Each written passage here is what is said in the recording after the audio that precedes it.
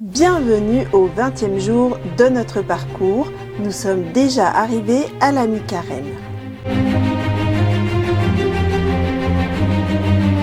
Nous sommes en Italie en 1472 pendant la guerre entre les villes de Florence et Volterra, alors que cette dernière se fait piller par les milices du duc de Montefeltro. L'histoire nous est rapportée par le témoignage du frère Biagio Lischi, témoin direct, que l'on peut retrouver dans les archives de l'église Saint-François, tandis que d'autres témoignages sont conservés dans la bibliothèque de Volterra. Ainsi, il est raconté qu'un soldat florentin rentre dans la cathédrale et se dirige vers le tabernacle. Il s'empare du ciboire contenant des hosties consacrées et de nombreux autres objets sacrés. Dès qu'il sort de l'église, il est pris d'une violente haine contre Jésus et il jette le ciboire contre le mur extérieur de l'église. Toutes les hosties ainsi projetées s'élèvent alors dans le vide, rayonnantes de lumière, comme si elles étaient soutenues par une main invisible. Le soldat est pris de frayeur et tombe à terre, il se met à pleurer. Beaucoup de témoins assistent au prodige et en rapportent des détails identiques.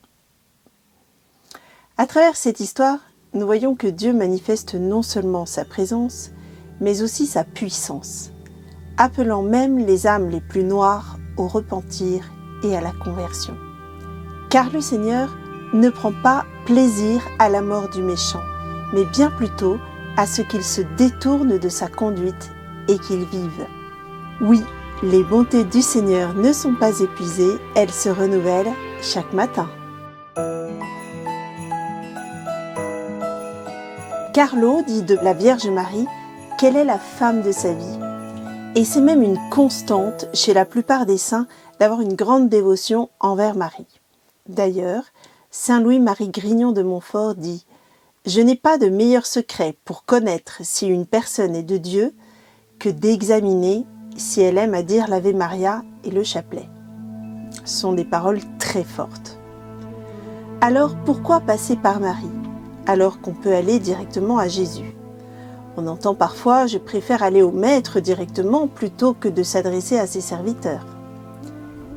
Et pourtant, Dieu n'a pas voulu venir à nous directement, mais par son incarnation.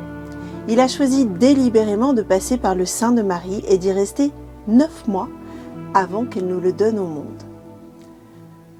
Deuxièmement, comme j'aime à le raconter parfois, dans une famille avec plusieurs enfants, souvent, les plus grands vont aller voir le petit dernier et lui dire « Va demander à papa si on peut regarder un film ou si on peut avoir une glace. » Pourquoi ? Non pas parce qu'ils sont moins aimés que le dernier, mais peut-être parce que le petit dernier sait mieux y faire. Eh bien, avec les saints, c'est la même chose. Jamais dans leur vie, ils n'ont rien refusé à Dieu. Dieu, à son tour, ne leur refuse rien. C'est ainsi, par exemple, que Carlo a une grande force d'intercession. Et comme ces saints sont déjà au ciel auprès de Dieu, ils savent comment s'y prendre pour attendrir le cœur de Dieu en notre faveur. Et Marie, mieux que quiconque. Après tout, il s'agit de la mère de Jésus. Saint Louis-Marie Grignon de Montfort nous donne une image dans le traité de la vraie dévotion à la Sainte Vierge. Il explique qu'un sculpteur peut faire une figure ou un portrait au naturel de 2 manières. Premièrement, en se servant de son industrie, de sa force, de sa science et de la bonté de ses instruments pour faire cette figure en une matière dure et informe. Cette méthode est longue et difficile et sujette à beaucoup d'accidents. Il ne faut souvent qu'un coup de ciseau ou de marteau donné au mauvais endroit pour rater tout l'ouvrage. La deuxième méthode est d'utiliser un moule. Cette méthode est rapide, facile et douce, presque sans peine, pourvu que le moule soit parfait et qu'il représente au naturel.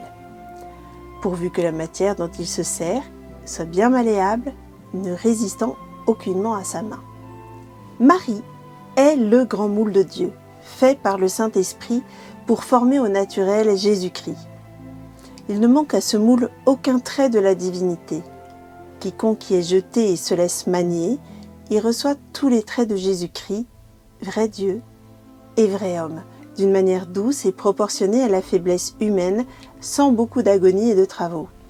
D'une manière sûre, sans crainte d'illusion, car le démon n'a point eu et n'aura jamais accès en Marie Immaculée. Elle est sans ombre de la moindre tache de péché. Le saint ajoute « Ô chère âme, qu'il y a de différence entre une âme formée en Jésus-Christ par les voies ordinaires, de ceux qui, comme les sculpteurs, se fient en leur savoir-faire et s'appuient sur leur industrie, et entre une âme bien maniable, bien déliée, bien fondue, et qui sans aucun appui sur elle-même se jette en Marie et s'y laisse manier par l'opération du Saint-Esprit. Qu'il y a de tâches, qu'il y a de défauts, qu'il y a de ténèbres, qu'il y a d'illusions, qu'il y a de naturel, qu'il y a d'humain dans la première âme, et que la seconde est pure, divine, semblable à Jésus-Christ. Carlo a clairement choisi l'option 2. Alors, et nous, option 1 ou option 2 ?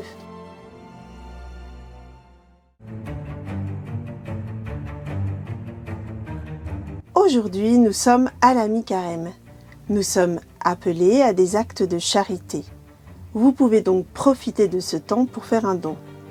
En premier, vous pouvez penser aux deniers de l'Église, car l'Église a toujours besoin d'aide pour nos prêtres qui se donnent au quotidien pour nous.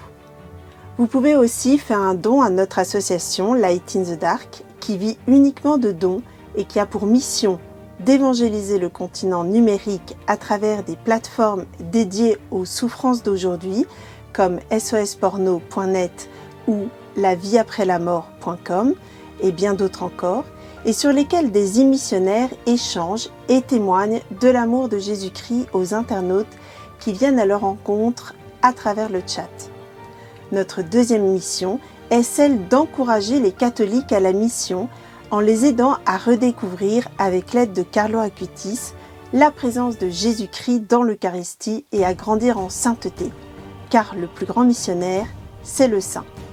Vous pouvez aussi choisir d'aider une association qui œuvre auprès des plus pauvres en France ou dans le monde, par exemple auprès des chrétiens persécutés. Prenez un temps devant le Seigneur et demandez-lui vers quelle association il souhaite que vous donniez. Car c'est aussi cela une démarche de sainteté, consulter le Seigneur pour faire sa volonté.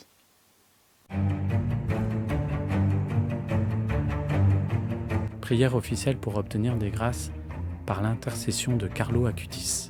Au nom du Père, du Fils et du Saint-Esprit. Amen.